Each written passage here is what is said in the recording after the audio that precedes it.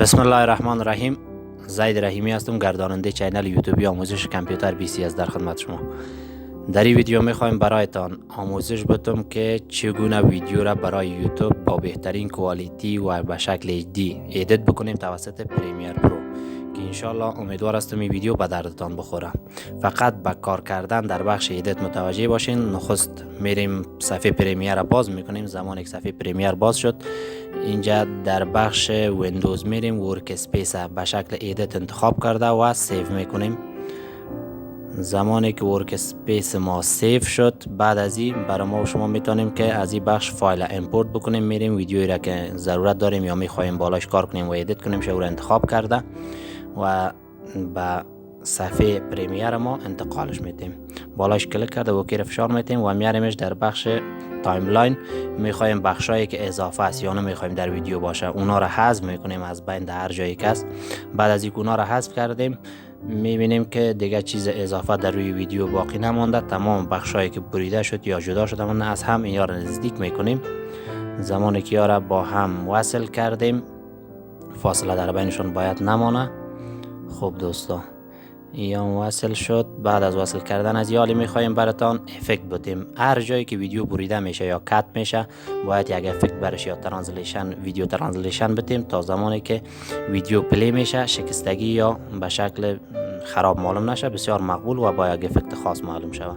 از اینجا یک افکت انتخاب میکنیم و در بین دو ویدیویی که با هم وصل میشن در این موقعیت افکت قرار میدیم. میبینید دوستا قسم از این ویدیوی بعدیش یا صفحه بعدی یا ادامه ویدیو در روی صفحه ظاهر میشه. برای دوستا بر بخش دیگه از هم یک افکت یا ترانسلیشن انتخاب میکنیم و میاریم در بریدگی دیگه یا در جایی که دو ویدیو با هم وصل شده در اینجا قرار میدیم و قسمی که میبینید حالا یک دو افکت در از اضافه کردیم در دو جایی که ویدیو بریده شده بود دو افکت. خب حالی متوجه ویدیو باشین ببینین که به چه نحوه با هم وصل شدن. یک افکتش و افکت بعدیش هم در بخش دیگه است که شما اینا رو میبینید به شکل 3D است.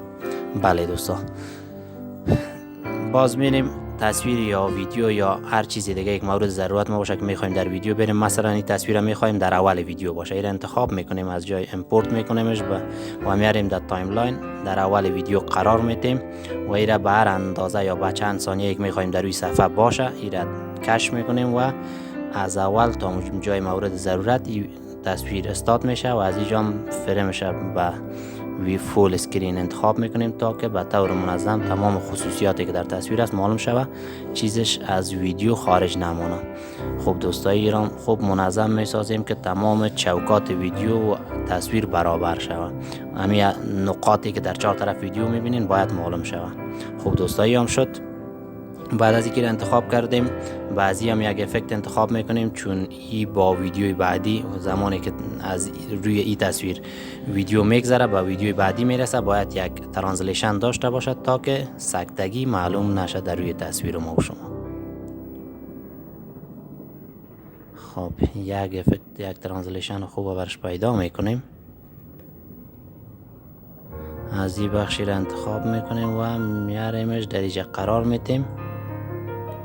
خب درست است. حال دوستان متوجه تصویر باشین میبینین که ترانسلیشن ما اعمال شده یا برای ویدیو قرار گرفته. زمانی که پلی کنیم میره با قسم 3D دیدین که صفحه بعدیش برای صفحه آمد.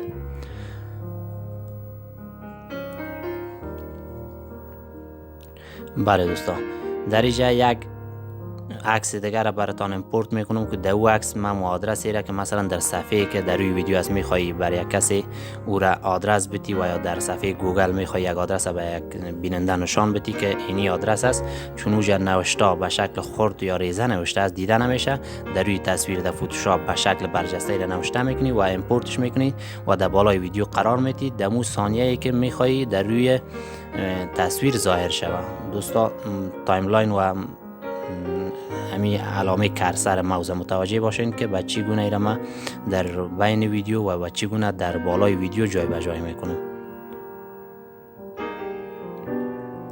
خب دوستایی را کوتاه می سازیم که فقط تا زمانی که می خواهیم در روی تصویر باشه با مدت چند ثانیه خردش می سازیم سایزش و میاریمش در پیش روی امو آدرسی که می خواهیم بر بیننده نشان بدیم که اینی آدرس. مطلب ما از اینمی آدرسی است که در اینجا برات با حروف بزرگ نوشته کرده، مثلا www.snooker.com و در اون تصویری که در اون صفحه خود گوگل بسیار خرد نوشته است، خواندن نمیشه در روی ویدیو و این تصویر به خوبی میتونه بیننده ببینه که مطلبی که شما بیان میکنید یا آدرسی که شما میگین کدام آدرس است. فقط دوستا دری برای شما ویدیو ادیت کردن یک ویدیو برای یوتیوب آموزش میتونم، اونقدر ضرور نیست که بسیار ادیتور پروفشنال باشین.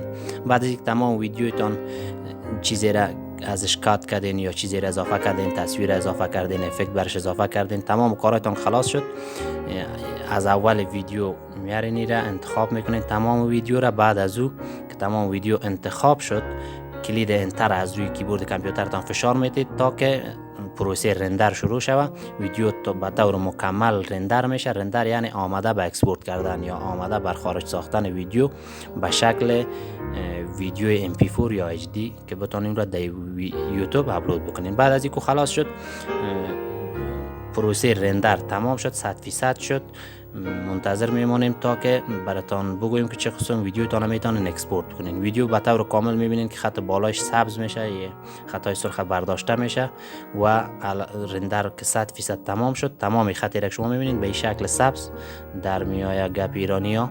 بعد از اینکه سبز شد میریم از منوی فایل اکسپورت انتخاب میکنیم. بعد از اینکه اکسپورت انتخاب شد در اول مدیا نوشته سی را انتخاب کرده و از اینجا کاتگوری ویدیوی ما را میخوایم به چی نوع اکسپورت کنیم. مثلا H254 که است و HD با کوالیتی بسیار خوب است که برای یوتیوب همین کوالیتی بهتر است و از اینجا یوتیوب HD 720 انتخاب میکنیم و بعد از این را هم انتخاب کردیم دیگه تنظیماتش کار نداریم، تمامش به طور اتومات جور شده یا عیار هستن. فقط اکسپورت میگیمش، بالای اکسپورت کلیک کرده و چی میکنیم؟ منتظر میمونیم تا که ویدیو ما اکسپورت شود، این پروسه 100% تمام شود و ویدیو به این قسم حال یک ویدیو اکسپورت شد و دمو فولدری که پریمیر ما برش انتخاب کرده بودیم که حالا ما براتون عملا نشان میتونم، در اینجا ویدیو ما به شکل MP4 قرار گرفته و میتونین این ویدیو را به چینل یوتیوبیتون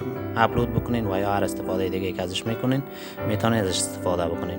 ادوب فولدر ادوب پریمیر پرو را باز میکنیم. در این فولدر 8.0 داخل از این تمام کارهای یوتیوب پریمیر ما ثبت است که این ویدیو را که فعلا اکسپورت کردیم به همین نام بود.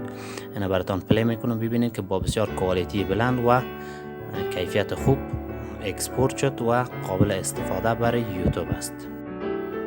برای به دست آوردن ویدیوهای جدید ما چینل ما را سابسکرایب بکنید و علامه زنگ فشار بدید تا شما کسی باشید که جدیدترین ویدیوهایی را که در چینل اپلود میکنم به دسترستان قرار بگیرد. الله حافظتان.